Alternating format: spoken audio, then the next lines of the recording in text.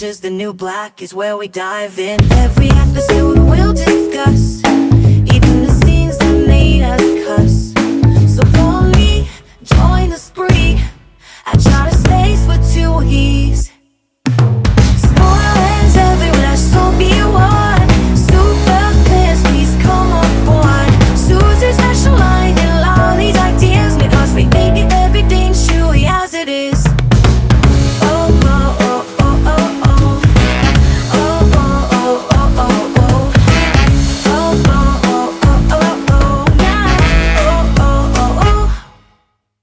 Hello, and welcome to Yadda Space. I'm Yadda, and I'm so glad you're here.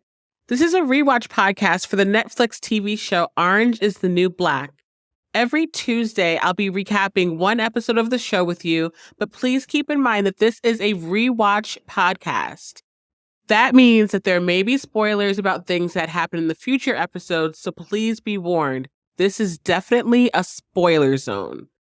On today's episode of our Orange is the New Black rewatch, we will be discussing Season 1, Episode 8, titled Moscow Mule. The IMDb synopsis for this episode says, Officer Mendez begins harassing Red when she refuses to help him continue smuggling drugs into the prison. Larry publishes his article about Piper in the New York Times, which turns her into a person of interest for inmates and corrections officers alike.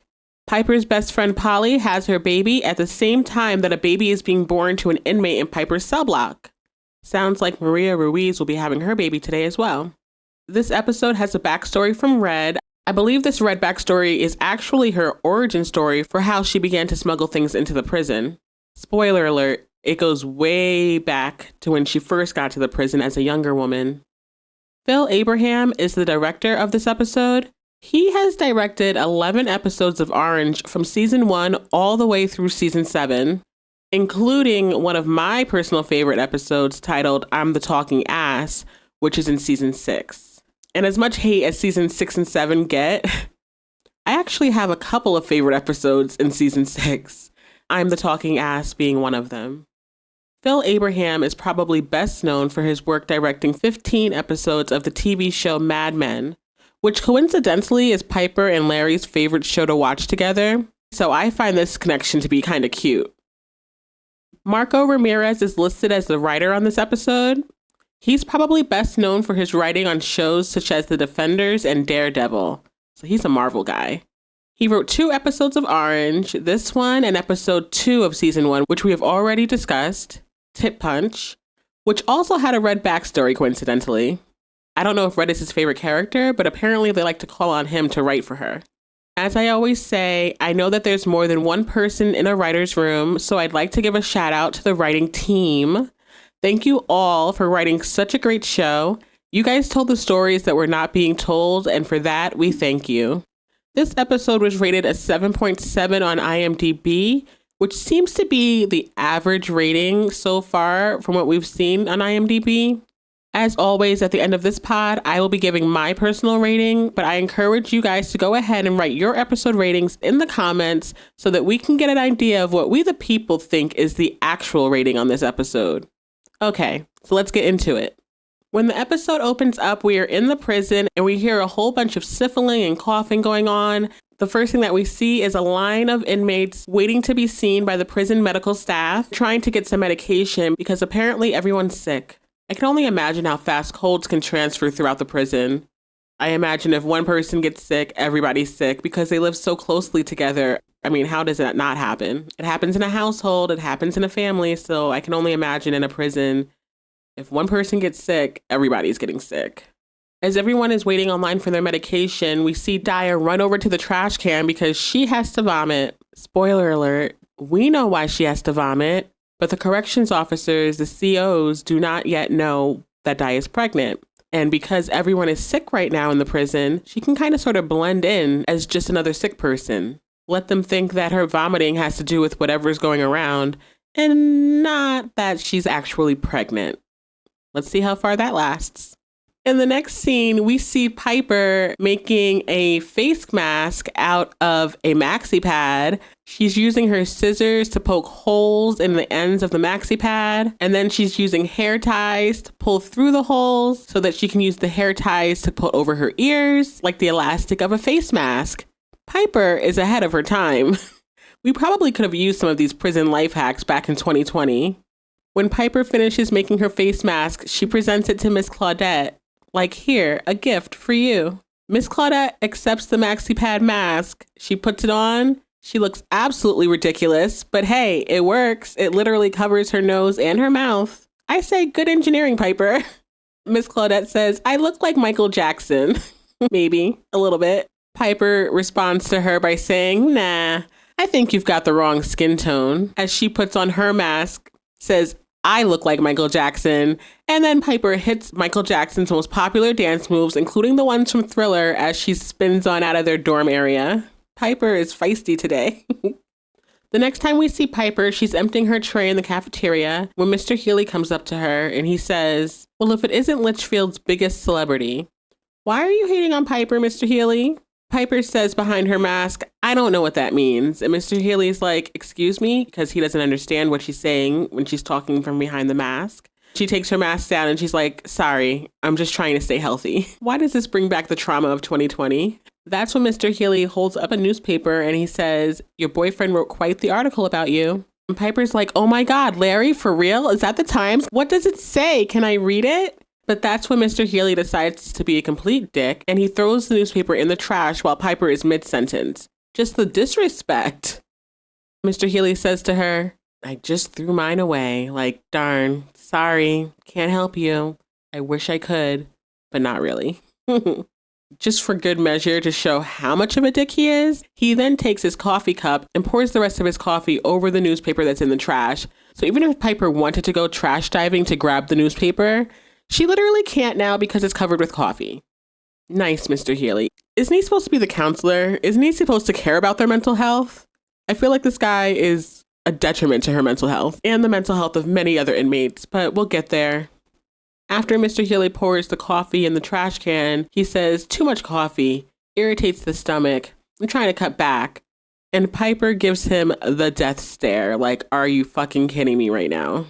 But Mr. Healy says nothing and walks away. As soon as he does, Piper still goes to dumpster dive. She's reaching in the trash can trying to get that newspaper so she can read Larry's article. But that's when one of the women COs, CO Bell, yells at her, hey Chapman, out of the garbage. So unfortunately, Piper is not able to recover the newspaper.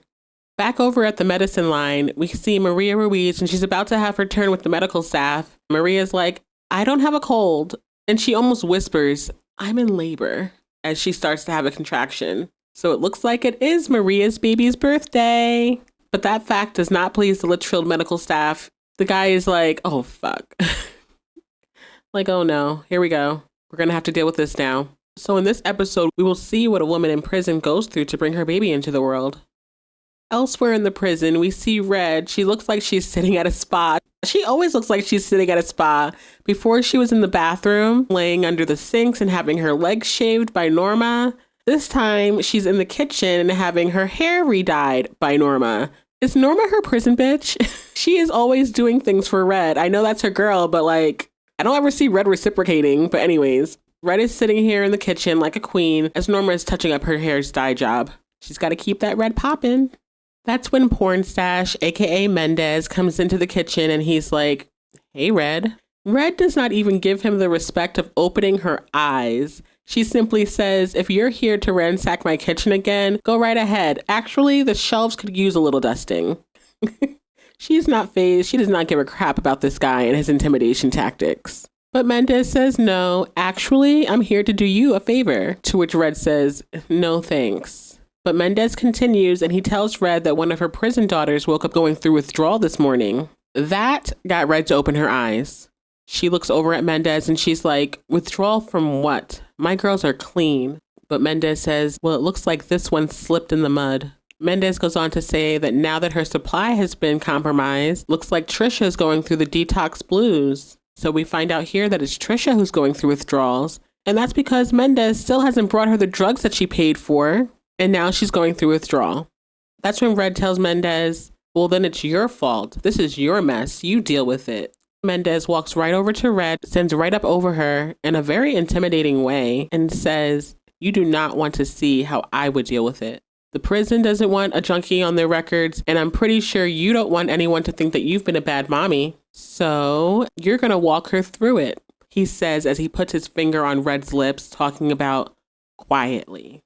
That's when Red realizes. She says, this whole time, you've been giving her drugs this whole time? Mendez only responds with, really, Red, at a time like this, that's what you care about? Red just brushes it off and says, you know what, I'll take care of it. Mendez looks super smug, super satisfied with himself before he walks away.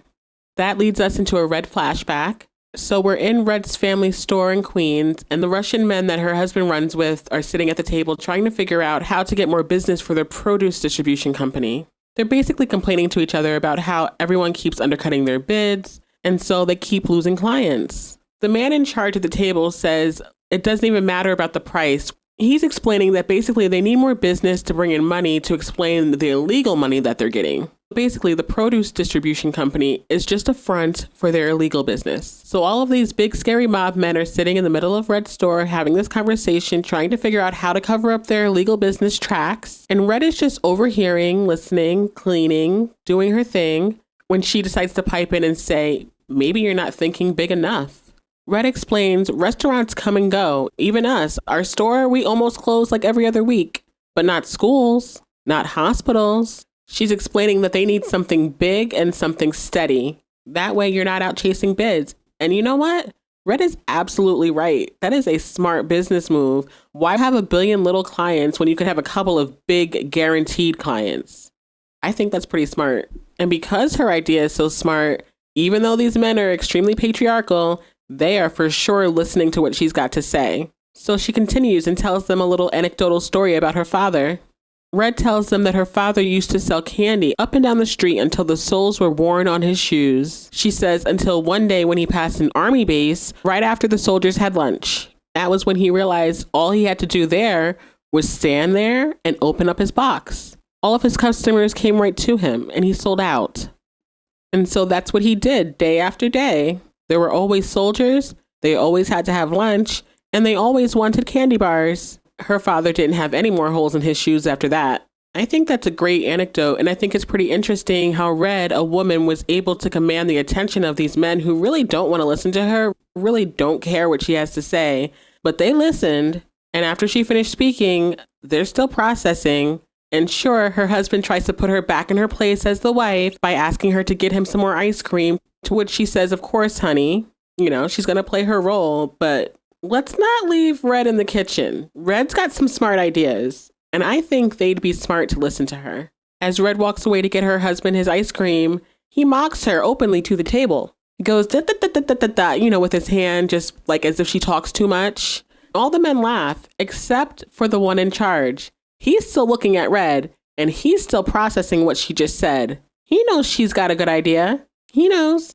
Back in present day, we see Larry. He's at a newsstand picking up as many copies of the New York Times as he can, which I get it. Getting published in the New York Times is a big freaking deal. I don't blame you for that one, Larry. You're going to want to have copies of that. As Larry is picking up all of these newspapers at the newsstand, there's another customer sitting there and he's asking Larry, why are you buying all those newspapers? And Larry's telling him, I'm in the paper. I wrote a column, and he shows him his name and he's like, oh, wow. So then the other customer calls over the owner of the newsstand and he's like, yo, this dude right here, he's in the paper. And the newsstand owner looks at Larry and he's like, well, what did he do? That's when the other customer hypes up Larry and he's like, check it. He wrote a column. Like, boom. He's a writer. I love New Yorkers. And that's when the newsstand owner hypes Larry up too. He's like, for real? Yo, that's sick, son. Larry's like, it is? That's when the other customer says, someday you're going to write the whole paper, bro. That's really a nice sentiment, but that's not how it works. But I get it. That's really kind. When Larry gets home from the newsstand with all of his copies of the Times, his phone starts to ring and it's a call from Piper at prison. When Larry picks up, he's like, hey, I've got great news. And Piper's like, yeah, I know. Larry is telling Piper how everyone is just so proud of him. That's when Piper asks, can you read it to me? So Larry starts. It's titled, One Sentence, Two Prisoners. But just as he starts to read it, Maria walks by and she's audibly in labor. So Larry asks Piper, what is that? Is that porn? And Piper's like, no, it's just Maria. She might be in labor. Actually, can you Google labor symptoms? We have a bet going. And if I guess closest to the birth time, I could win a Twix. That's when Larry asks, is there a doctor in there? And Piper tells him no, there's a nurse, but the nurse won't let Maria go to the hospital unless the contractions are less than a minute apart. As someone who's had a baby, that sounds like a really long time to wait. That's cutting it kind of close there. And that's when Larry decides to tell Piper that he's going out for some drinks tonight to celebrate. He's going out with Polly and her husband Pete and some other people. Piper's like, sounds like fun, in a way that makes it seem she's having a little bit of FOMO. But even though Piper is suffering from some FOMO and she's really hating the idea that she's missing out on this party with her friends and celebrating her fiance's win, she manages to muster out, I'm really happy for you. This is a really big thing and it deserves to be celebrated. Which true. Good for you, Piper, for putting his needs above your own this time. That's when Piper tells Larry that she has to go to work soon and again asks him to read her the article. She's kind of sad because the rest of the world got to read his story before she did. To which Larry corrects her and says, our story. Okay, I guess that's sweet or whatever. And so Larry starts to read Piper the article, but we don't get to hear the whole thing. We'll hear more about that later. In the next scene, we're seeing Piper enter the electrical shop for work. There's no one in the workshop except for Nicky, and she's sitting there throwing candies in her mouth. Piper's like, where is everyone? Nicky simply responds, they're sick. I don't believe in getting sick. That's when CO Luschek joins them in the workshop and tells them that there's a broken dryer and laundry and they need to go fix it. Piper's like, how are we supposed to do that? To which Luschek says, make it not broken. Thanks, Luschek. A lot of help. In the next scene, we're in the library, and even though Miss Claudette doesn't say anything, I can't help but notice that she's in there with a bunch of big books open, I guess working on her case. So that's good to note. But the camera pans right on past Miss Claudette and over to Poussey and Tasty. Poussey tries to open up the conversation with Tasty by asking her where one of the books that they're putting away should go. And Tasty tells her because apparently Tasty has memorized the decimal system. And so she can sort these books without stickers on them or anything. She knows exactly where they go. So once Poussey puts the book away, she says to Tasty, so you gonna tell me how it went or what? And Tasty's like, how what went? And Poussey says, your bat mitzvah, bitch. What do you think I'm talking about? But Tasty sounds kind of frustrated and defeated. She turns to Poussey and she's like, I don't know, man. It went. A bunch of people I never met looked at my case file. One guy had a beard. Poussey cuts her off and she's like, did they ask you a lot of questions? To which Tasty says, not as many as you. So that's when Poussey starts and she tells Tasty, if you don't leave, I'll just go right back to clean crew. This is your job. I know you like it here. To which Tasty says, don't nobody like it here. Which, good point. Even Poussey had to acknowledge that. She looks like, you're right. Then Poussey looks at Tasty with a smile and says, well, your hair looked good. That's when Tasty takes a beat, smiles, and looks over at Poussey saying, it did. Like, you're right. It sure did. In another area of the prison, we have Piper and Nicky entering the laundry room as Alex is folding clothes. So Nicky walks in, hand on her tool belt, strutting like she's an old dirty repairman trying to flirt with Alex, talking about, hey there, heard you got a broken appliance, ma'am. A real rusty old thing that needs fixing. And Alex plays along. She puts on a southern drawl accent and says, well, my husband isn't home and he's got the checkbook. Hopefully there's some way I could pay you. Meanwhile, while all this back and forth is going on between Alex and Nicky, Piper is just awkwardly standing in the back holding the instruction manuals for the repair. Like, okay, I'm gonna just Homer Simpson into the background here. Like, don't let me disturb you.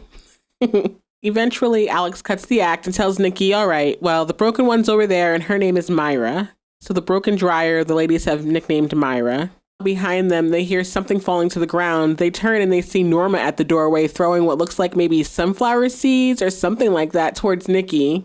When Nicky notices Norma, she says, ugh, I hate it when she sends the quiet storm.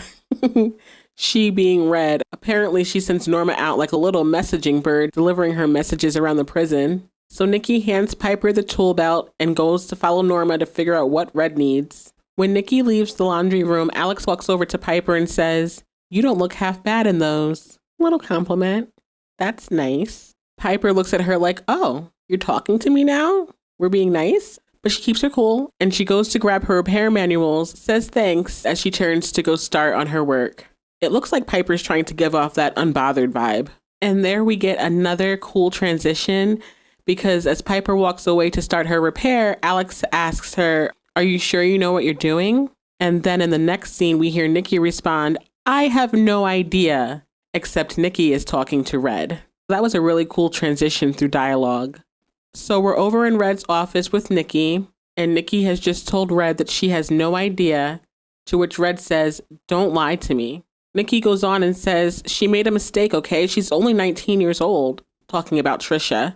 Red tells Nicky, "I covered for her," meaning Tricia, "when she first got here, just like I did for you, and I warned her if it ever happened," and she gets cut off by Nicky saying, "It's not like it's her choice."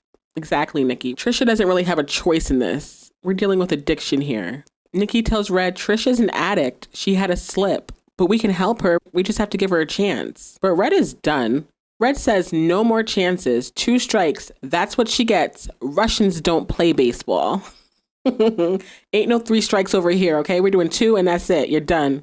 Red is really playing tough love here. She insists that Tricia needs to go down and whoever she drags down with her deserves it. Nicky becomes defensive of Tricia. She tells Red, if you send her down the hill, to Max, she's fucked and you know it. Nicky is trying to impress upon Red that it's not personal, it's chemical, it's addiction, okay? Tricia did not personally want to disappoint you. She did not personally want to go against you. She has an addiction. Nicky says drugs have a way of making you do shit that you don't want to do. And Red sits back in her chair like a real mob boss with the mob boss music behind her saying, "So do I."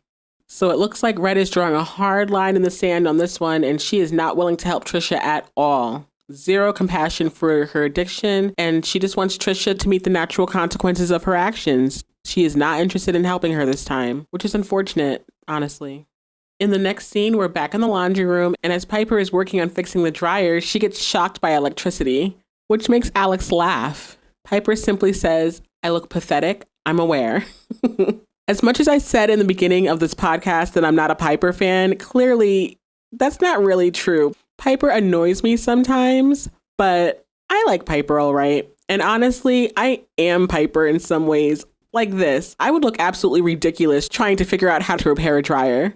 So I feel you here, Piper. I totally would look just as silly and probably would get electrocuted too.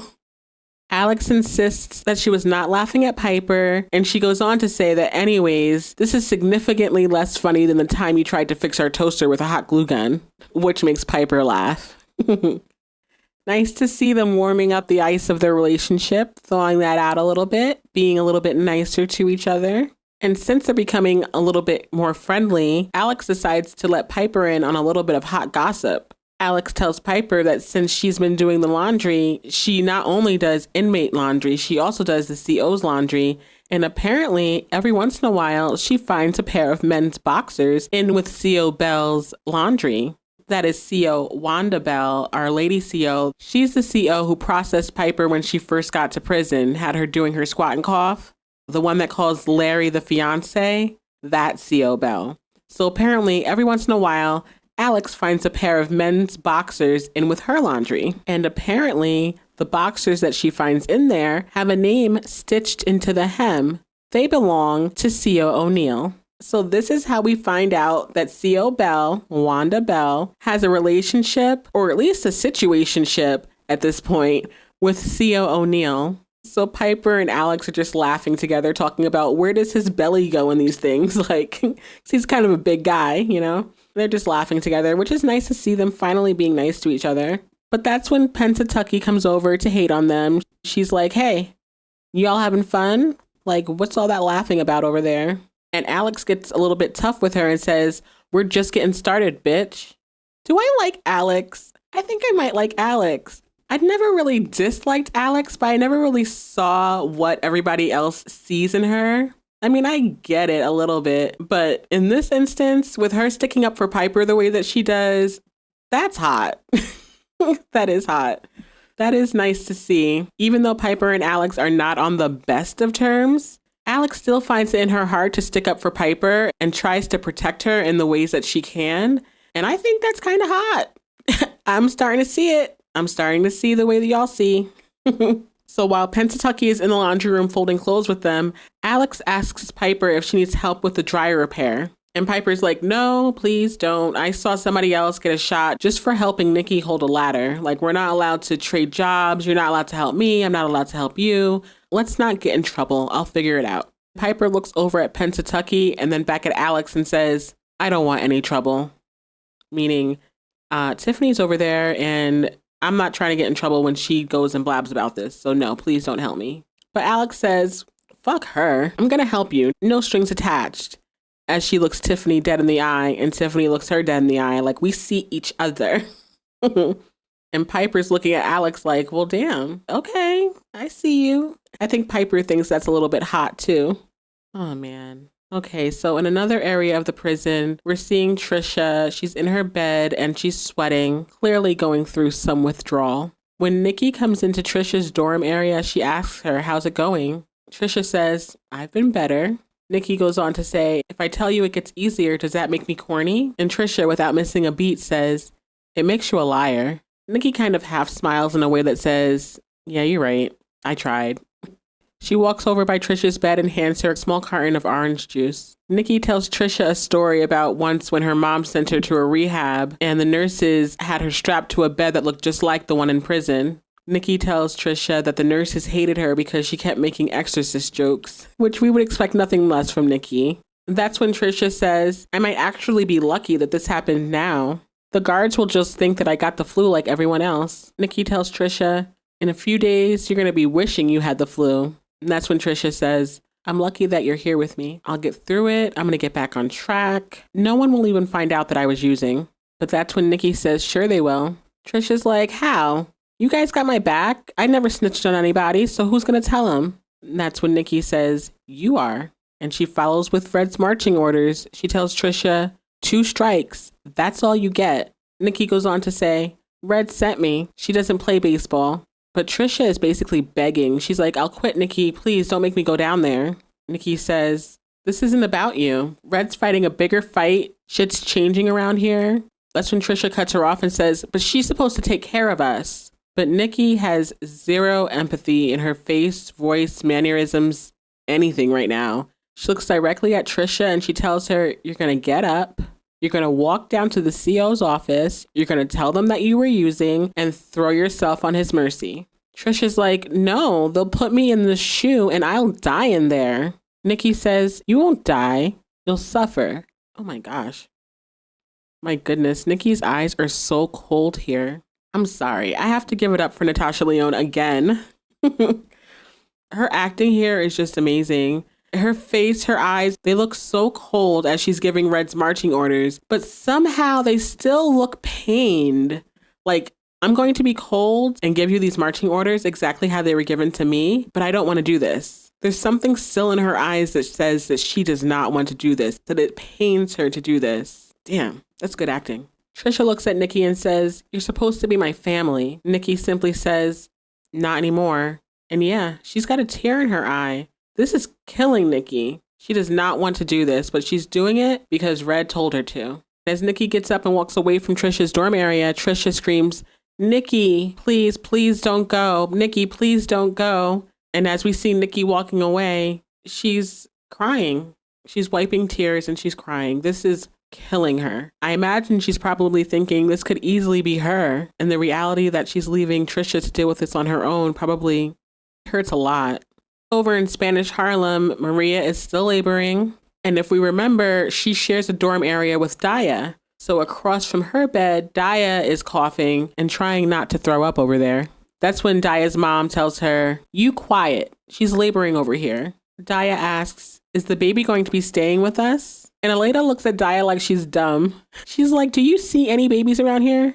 Daya says, besides you? Aleda ignores that, turns back to Maria and just tells her to breathe. And if she feels like she has to use the bathroom, it's probably the baby, but hold it in and pray that it doesn't turn out like that one, meaning Daya. Damn. Daya's looking at her mom like, really? Thanks. When Aleda leaves the dorm area, Maria turns to Daya and says, you know y'all are like a novella, right? Like a telenovela, a Spanish soap opera. Maria says, y'all are like some cautionary tale shit. Which true. Yes, that's definitely not the example of a mother-daughter relationship that you aspire to be like. Maria says to Daya, you two should tour high schools for abstinence because a minute with you two is better than plan B. Being around them will make you not even want to have kids because God forbid you have a relationship like theirs. Daya's like, whatever. Maria goes on to say, if my daughter ever talked to me that way, if I ever talked to her that way, I mean, shit. What's the point? Word. What is the point of having this beautiful mother-daughter relationship if we're going to treat each other like crap? The nurse comes over to Maria and finally says, the hospital van just parked. It's time to go have the baby. Which makes me think it was never about the spacing of the contractions anyways. They were just telling her that to stall her while they waited for the prison van to be ready, which I guess they were in no rush to do. So they finally put Maria in a wheelchair and wheel her out to the prison van so that she can go to the hospital to have her baby. Back in the laundry room, it looks like Alex is literally in the dryer trying to work on the repair. Piper's standing on the outside holding up a flashlight for Alex so that she can see what she's doing. All of a sudden, the flashlight dies, and Piper says she has to go get some batteries. Unfortunately, that's at the exact same time that Alex loses her glasses in the dryer. I don't even think Alex heard Piper say that she'll be right back when she ran off to get the batteries. Alex is still in the dryer, and she's talking to Piper, who is no longer there, saying, I think I could reach it if I can just angle my fucking hand back there. Yeah, Alex has no clue that Piper is no longer there. But do you know who is there? Pennsatucky. And do you know what she does? She closes the dryer door on Alex. Alex finally finds her glasses, looks over at Tiffany, and she's like, what the fuck are you doing? Tiffany looks directly at Alex and says, I'm just getting started, bitch. Apparently, we've got a prison beef going on. Tiffany taps the dryer door with a smile and walks off, leaving Alex in the dryer with no way to get out. So the scene ends with Alex just knocking and kicking and trying to get out of the dryer to no avail.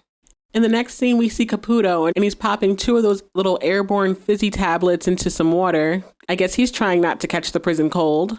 That's when Mendez walks into his office talking about, you wanted to see me? Caputo starts, and he tells Mendez, Patricia Miller, you know, Tricia, as we know her, from the trailer park, turns out she's detoxing pretty badly. To which Mendez says, wow, well, I hope they have a lot of mops in the shoe. And then he looks a little bit worried, asking, did she say anything? Meaning, did she rat me out? Caputo says she just cried and shook. But Caputo is doing the math. He's like, the thing is, Tricia's been here for 10 months. How come she didn't go cold turkey a while back? Why is she just now having withdrawals? Something must have been getting in here. Caputo starts to tell Mendez how big of a deal it would be if anybody found out that they had drugs going through the prison, but Mendez cuts him off saying it's one junkie. It's an isolated thing. Caputo says, oh yeah? I bet there'll be 10 more detoxing just like her in the next month. And if they turn up, the warden is going to want somebody's head, and it ain't going to be mine. That's when Mendez says, I'm sure it'll be fine. Besides, whatever she was doing clearly ran out, right? So you're good. Caputo sits back in his chair and he's like, yeah, well, we'll see how good I am a week from now. I hope for all our sakes, you're right. In the next scene, we're back in the laundry room and Alex is still banging on that dryer trying to get someone's attention so she can get out. When Piper gets back and realizes, she's like, oh my God, Alex, what are you doing in there? Alex says, get me out of here. Piper asks Alex, what the hell happened? And Alex responds, it was that fucking meth head. So Piper says, I'm going to go get help. And Alex is like, no, please don't leave me again. Just open the door. If they find out that I was helping you, I'm going to get in trouble. You said so yourself. And that's when Piper, Miss I Gotta Be Right, says, I told you that this was a bad idea. Bad timing, Piper. Not quite the time to bring that shit up. But Alex stops her in her tracks. She's like, don't you do that. You know, that thing where you aren't accountable for anything that ever happens in your life, ever. Which maybe that's been Piper's pattern in the past, but even in the last episode, she completely took accountability for her being in prison, so she is starting to hold herself accountable for things that happened to her in her life. Alex needs to get to know the slightly more evolved Piper. Alex tells Piper, I want you to get me out. Read the fucking manual, unjam the door, step the fuck up, get me out of here. Piper turns like she's gonna go get help again. And Alex looks legit scared. She's like, wait, where are you going? Don't you fucking leave me. But she says it in a very fearful way. Her face looks like she's this little kid who just doesn't want to be left alone. Alex is scared. So Piper stops, says okay, and steps the fuck up. In the next scene, we're outside with Mendez, and it looks like he's at the prison booth. Mendez is checking out the vendors list, and he's asking the lady CO at the gate if this is the whole list or if there's any other vendors that get through. She's telling him, nope, that's pretty much it. Meanwhile, Morello is driving back through the prison gate in the prison van, and she's got Mendez's full attention. Back in the laundry room, Piper's got a tool out, and she's trying to get Alex out of this dryer by herself. Alex says to Piper, so what, Nicky never came back? Piper says, your girlfriend? No. And Alex just smiles at Piper, realizing, oh, she's jealous. Alex says to Piper, what's that supposed to mean? Like I'm supposed to wait around for you to come around? To which Piper says, as in get back together, come around? Are you kidding me? I'm engaged. To which Alex says, right. Yes, your little engagement. Piper says, don't get it confused. Maybe we'll be friends again. Maybe. But Alex says, we were never friends, Piper. I loved you. I loved having sex with you. And more importantly, I'm not suggesting that I want you back, you Park Slope narcissist. I'm talking about you coming around like an actual human being, not with some bullshit apology or that cute little sad face that might work on your fucking boyfriend. I've been waiting for you to come around and treat me like an actual human being and realize what a fucking horse's ass you've been. That makes Piper lose it. She drops her tool and she screams, I've been a horse's ass? Alex says, fuck yeah. Which I kind of feel you, Alex, but bad timing because you're stuck in a dryer right now and Piper is the only one who can help you. Piper gets up and says, fuck you and this dryer, as she starts kicking and hitting it, having a complete tantrum, when Luschek walks in and says, so abusive. Piper turns around to look at him like, oh crap, I've drawn attention to the situation and now Alex is going to get in trouble. Because even though Piper is mad at Alex, she still cares about her. When Luschek looks over and notices that Alex is in the dryer, he asks Piper, what the hell is going on? And all Piper can do is say, fuck. We'll see how Piper and Alex get out of that one. In the next scene, we are in the prison van with Morello and Mendez. And Morello is asking him, why am I driving you? Where are we going? This is not in my normal schedule. What's going on? He simply responds, we're going wherever I tell you to go. To which Morello says in a fearful way, okay, it's just that I'm not supposed to be this far away from camp. Camp, by the way, is what they call the minimum security prison.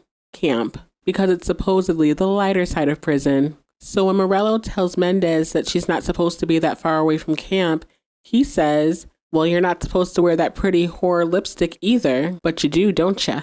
And Morello looks absolutely terrified. Again, the emotion that these actresses bring is insane. She's driving. She knows that she has to follow his orders, but she definitely has tears in her eyes, showing us just how scared she is in this moment. Eventually, Mendez tells Morello to stop the van, and when they stop, they're on the side of the road in the middle of the woods near what looks like absolutely no civilization, as Mendez tells Lorna to shut the car off. She looks absolutely terrified. I can only imagine the things that are going through her head right now, especially with him making that whore lipstick comment. I would imagine that she's probably thinking he's going to rape her or something, and there's absolutely nothing that she can do to stop it. She looks terrified. So this is where we get the title of our episode, Moscow Mule.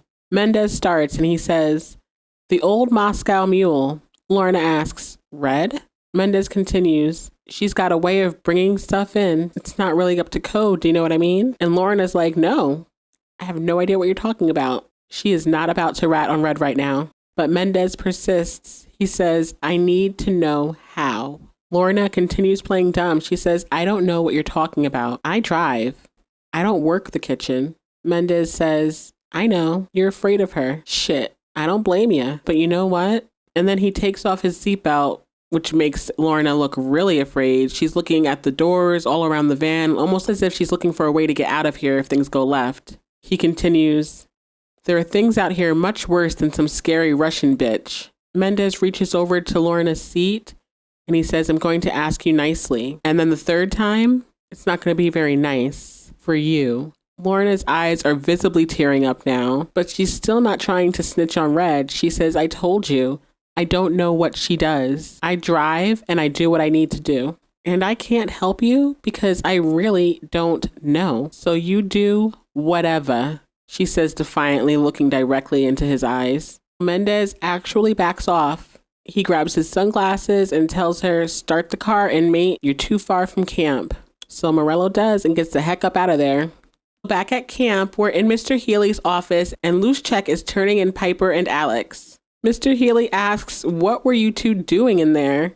And that's when Luschek responds with, the blonde one was screaming and the hot one was stuck inside. To which both Piper and Mr. Healy turn towards Luschek to say, the hot one? Like, what the hell, man? Piper is insulted because she's not the hot one. And Healy probably is just questioning why he's referring to one of the inmates as hot. But Luschek stands by his words. He's like, yep, that's the hot one. That one over there. And Alex looks so pleased. She's like, yep, that's me. I'm the hot one, just so you know. That's when Mr. Healy excuses Luschek and tells him, you can go. As soon as Luschek leaves, Piper starts to take accountability. She says she was only in there because I asked her to help. Alex works in laundry, so I figured she knew more about the machines than I did. I know that I wasn't supposed to, but I did. I asked her for help. This is my fault. And just as Alex starts to speak to explain her side of it, Mr. Healy tells them both to just shut up. Mr. Healy eventually excuses them, telling them that they're both going to get a shot and they need to get the hell out of his office. And I'm not sure if we discussed in the podcast yet, but a shot is sort of like a strike or a demerit. It's a bad mark on their record. And I guess if they get a certain amount of shots, they get sent to SHU or max. Their consequences get more grave as they get more shots. When Piper is on her way out the door, Mr. Healy stops her to taunt her. He says, Chapman, you think if I wrote stories about you, I might make the papers? Why is Mr. Healy so obsessed with her? What is his deal with this article? My goodness, guy, leave it alone. In another area of the prison, Nicky is walking up behind Red, who apparently is moving Norma into Tricia's old bed. The girl's been gone for a hot second and already you're moving her in? Nicky is pissed. Nicky's like, what the fuck is she doing? Red responds with, what I told her to do. And you watch your tone. Nicky says, it's my bunk too. I get no say in this. Red says, no one gets a say. She was assigned by her counselor and she'll be good for you. Nicky's like, she never talks. To which Red says, yeah, you might learn something. Nicky takes offense to that. And so she tells Red, you know, there are other people in this prison. I have other friends, not just the ones that drink your Kool-Aid. But that does not faze Red at all. She responds with, are you finished? You're starting to sound like you're finished. Which sends Nicky off on her own little teenage tantrum as she walks out of the dorm area. But who noticed that little friction? Mendez. So now he sees that Red and Nicky are not getting along right now. I guess we can figure out just how he's going to use that for his benefit. Back in the past, we are in another Red flashback and we're back in Red's store. Except this time, Red is sitting at the table with the men as her husband is coming in from the back carrying a box of the Neptune's produce. When Red's husband, Dimitri, walks in, the head mob guy says, hey, Dimitri, nice to see you. And Dimitri's like, yeah, I didn't know to expect you today. So apparently, Dimitri is now out of the loop, but Red is in the inner circle. She knows what's going on, while her husband does not anymore. After the head mob guy greets Dimitri, he asks him to go find something sweet for them to eat to go with the coffee that they're drinking. So look who's the go fetch it girl now. Apparently, it's Dimitri. Meanwhile, Red literally has a seat at the table. Red looks up at her husband like, yeah, bitch, go get that cake, go get that cookie.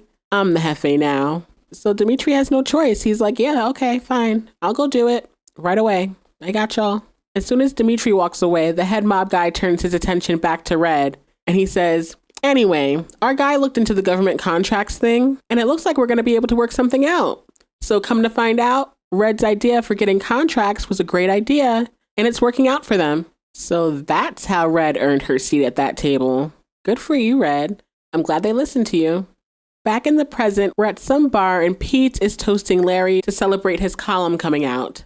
You know, watching this scene and knowing what we know about what happens in this show, I have to say, even with Polly being super pregnant here and sitting right next to her husband, Pete, who's giving the toast, she and Larry are exchanging some very interesting looks in this scene. It definitely shows that they have more affection for each other than they're letting on. For some reason, after the toast, everybody else disperses from the table, leaving only Polly and Larry there to talk to each other. Polly asks Larry if he's having a good time, says that it must be so hard without her, meaning Piper. And Larry's like, yeah, you have no idea. Polly reassures him, saying she'd want you to have a good time.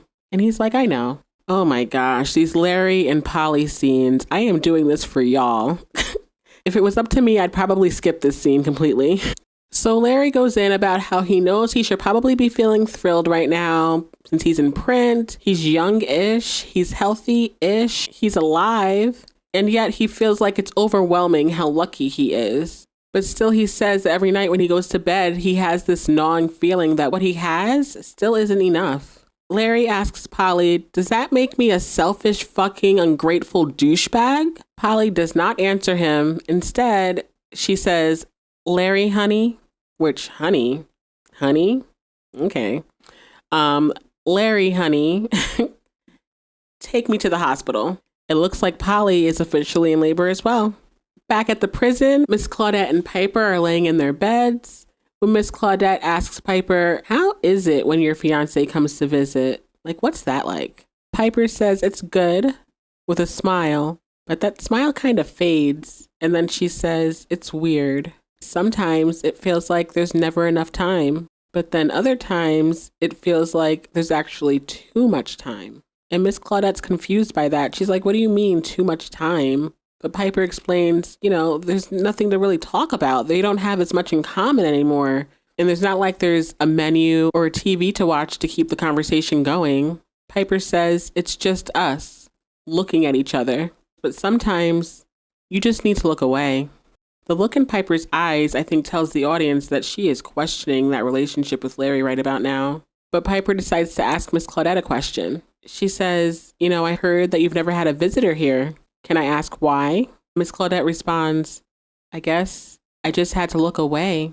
That leads us into a Piper flashback of a time when Piper was taking a pregnancy test with Larry. They're sitting on the couch waiting for the results of the pregnancy test, and Piper tells Larry, you know, I think I might want it. Meaning the baby if she's pregnant. Larry tells Piper, you're going to prison in 3 months. But Piper says, I know, I could be pregnant while I'm in prison. Oh my gosh, could you guys imagine Piper pregnant in prison? She would be even more insufferable than she already is. Well, she's not quite reached insufferable yet, but we'll get there.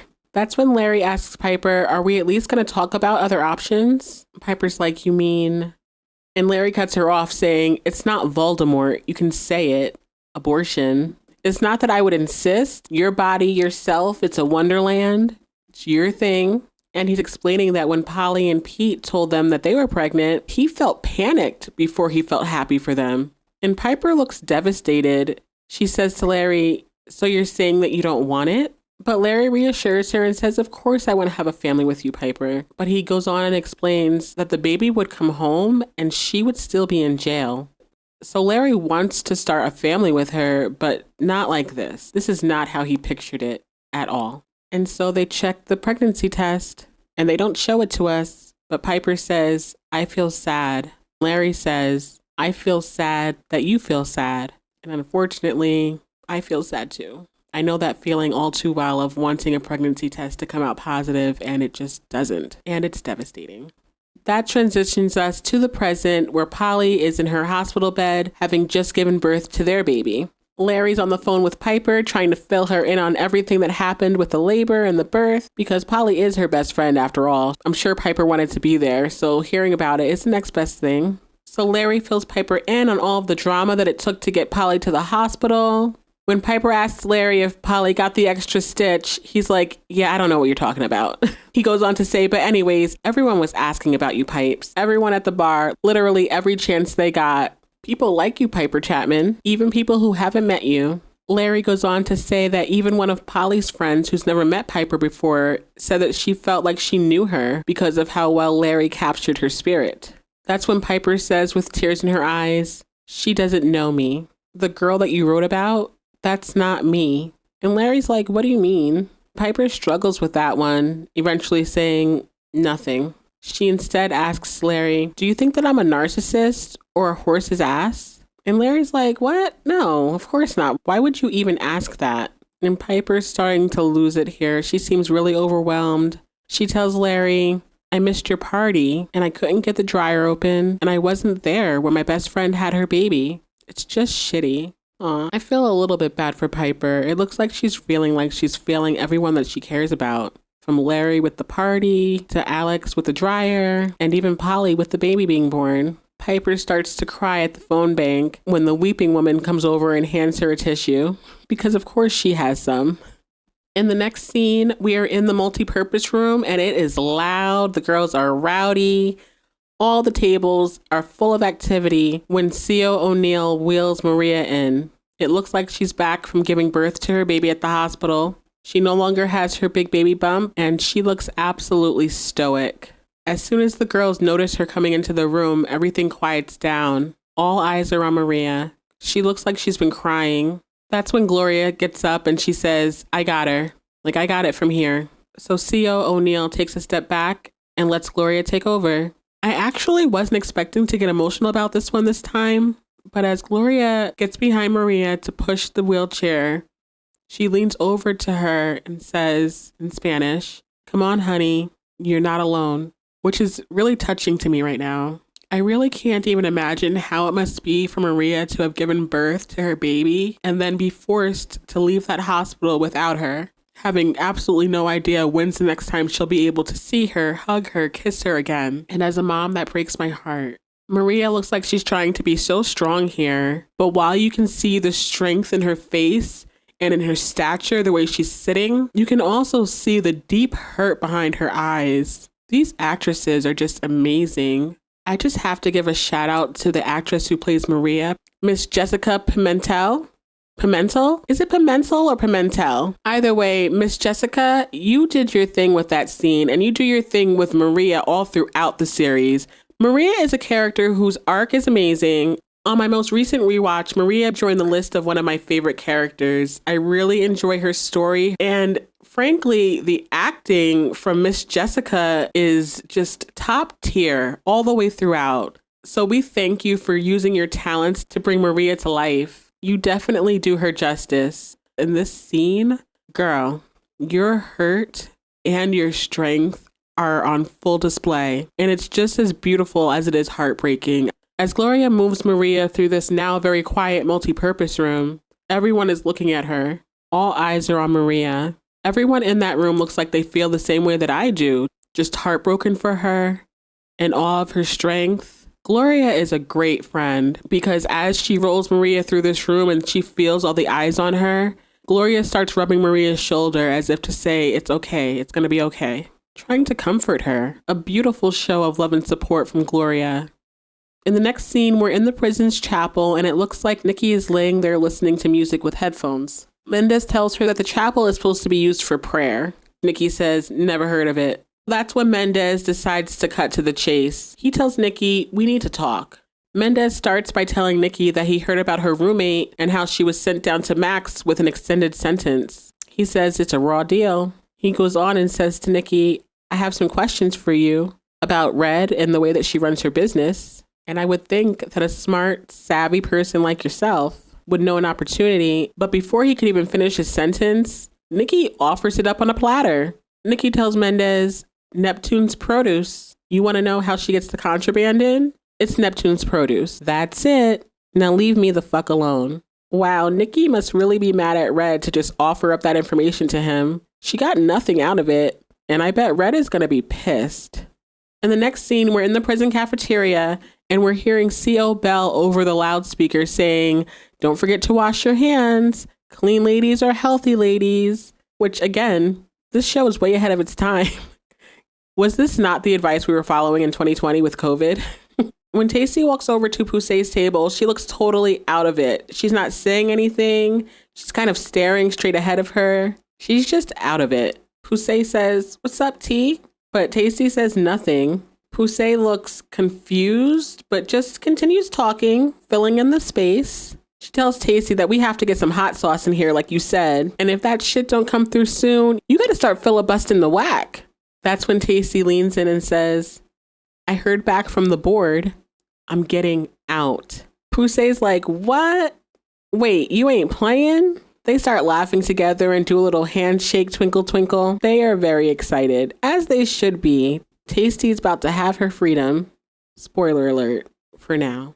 That's when we get another really cool transition. We see Norma looking over at Tacy and Poussey celebrating as she's starting to bring some things back into the kitchen. But as soon as the camera angle switches to the kitchen, Norma is younger and she's carrying something different.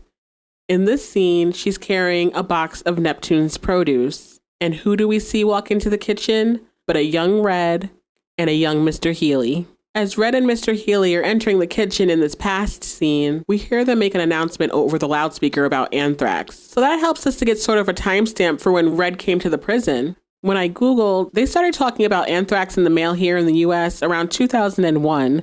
So I assume that's around the time when Red got to the prison. So anyways, Mr. Healy and Red are walking into the kitchen, and Mr. Healy is saying to Red, I hear you have some experience working in kitchens. And Red's like, yeah, sure. Mr. Healy is saying, so maybe we can get you a job working in here. As Red and Mr. Healy are standing in the kitchen talking, Red notices the Neptune boxes. She knows that she has connections to the people who bring those in because those are her peoples. So already her brain is working. How can I use this to help myself? This is also where she meets Norma, who is told by Mr. Healy to show Red the ropes tomorrow. So apparently Norma is the one who helped Red when she got started in the kitchen. Back in the present, we're seeing the Neptune's truck pull into the prison lot when Mendez stops the driver, telling him that they have to have a little talk. Mendez gets the Neptune's driver to unlock the door for him. Mendez hops in the truck, and they're off to go have whatever conversation. We're assuming he's going to ask them to start bringing things in for him as well. Elsewhere in the prison, we see Piper walking up near Alex's bed. Apparently, Alex is sick now. She tells Piper that the flu caught her a day late. Alex welcomes Piper into her dorm area, and when Piper sits down, her leg starts bouncing in the way that legs bounce when we're anxious. Alex notices and says, you seem depressed, even for prison. Eventually, Piper opens up to Alex, and she tells her that Larry wrote an article about her. Piper tells Alex, I'm happy for him, but he got so much of it so wrong. Piper is frustrated with Larry. She tells Alex, I'm not some cool story at a yuppie fucking cocktail party. Those things that we did, you and me, that wasn't adventure or a romp. That was my life. Piper tells Alex, I feel like I'm missing so much. And Alex says, me too, as she reaches out to hold Piper's hand. Back in the Spanish Harlem section of the prison, we see Daya laying in bed when Aleda walks up to her with a bucket talking about, I brought you this in case you throw up. Nice job, Mom. Aleda tells Daya to keep the bucket by her until she feels better. Daya thanks Aleda and asks her if Maria had her baby yet. Aleda says, yeah, at 11:53 p.m., some Blanca Gesser bitch won the Twix. I don't know which Blanca Gesser bitch won the Twix, but maybe it was Piper. I don't remember. We'll find out, I guess. That's when Aleda looks down at Daya and she touches her cheek, asking her in Spanish, so how are you feeling? And Daya responds saying fine. So I guess she understands a little bit of Spanish. Maybe about as much as I do because there were no subtitles for that one. Daya tells her mom, everyone else seems to be getting over the cold, so I should be back to normal pretty soon. But that's when her mama says, you ain't got what everybody else has. Daya looks up at her like, how do you know? Aleda says, because your tits are popping out of your shirt. The same shit happened to me every fucking time.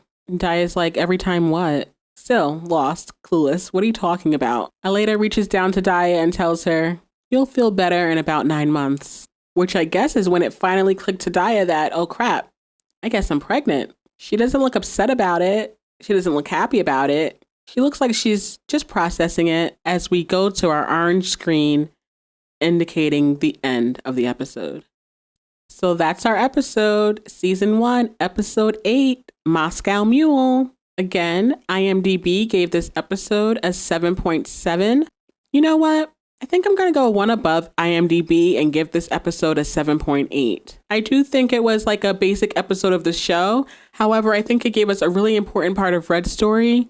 I love that scene of her finally sitting at the table because she had a great idea and the men finally respected her for it. Amazing. Loved that. Also, I feel like this episode moved the story forward on a few fronts, from the Tiffany, Alex, and Piper beef to the Alex and Piper reconciliation to whatever space is being created between Piper and Larry, as well as the closeness between Larry and Polly, which I have my eye on. Also, as we know, Tricia is not doing well and she's been sent away from camp.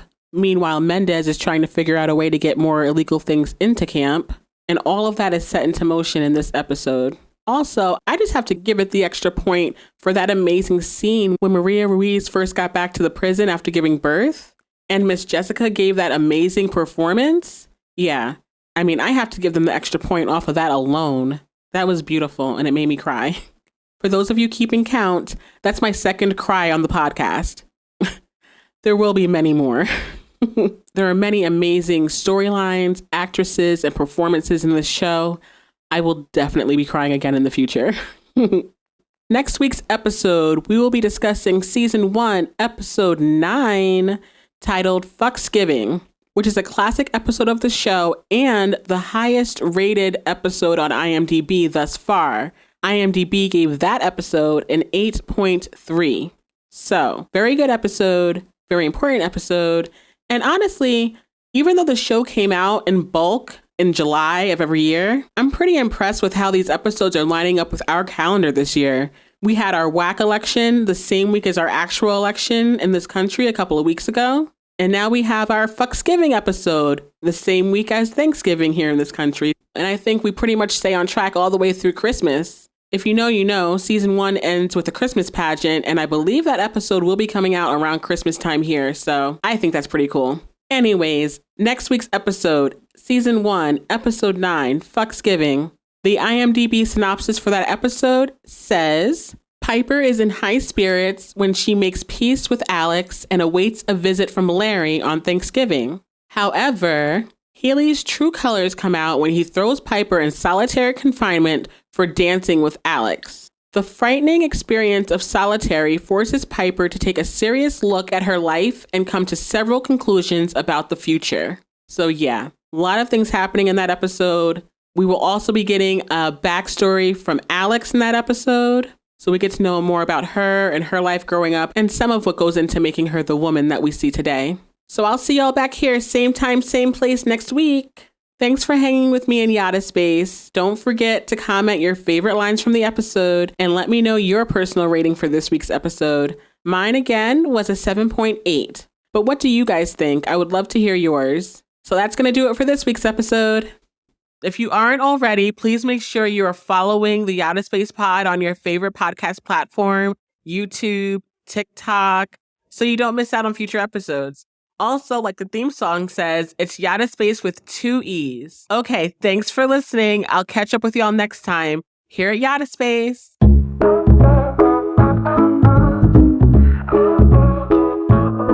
Hey, welcome friends to Yadda Space. I'm Yadda here, let's set the pace. This is a rewatch podcast, so let's begin. Orange is the new black is where we dive in. Tasty's wisdom sets the tone.